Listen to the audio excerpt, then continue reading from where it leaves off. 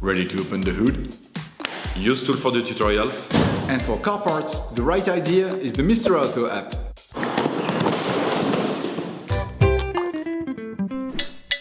You will find the bulk bulbs used in the video exclusively on the Mr. Auto website and through the link in the description. Turn your engine off and pull up the handbrake. To increase their lifespan, we would suggest never touching the glass with your fingers or cleaning them carefully with paper towels before putting them back.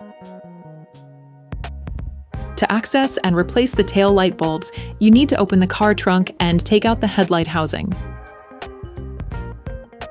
Identify the place where the carpet opens. Remove the plastic holding rivet on the carpet. Move the carpet. Identify the plastic wing nut which holds the lights. Unscrew it, turning the nut anti-clockwise. Take out the power connector. To do this, pull on the red tab, then pull on the connector. You can use a hook to help you.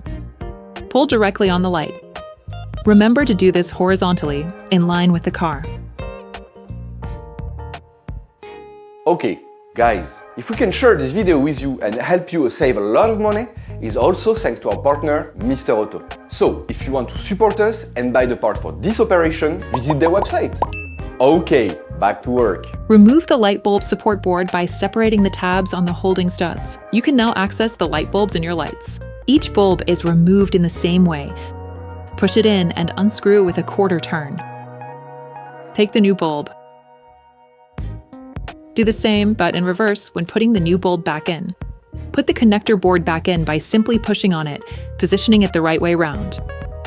The tabs should open up and let it pass through and close once it's in place.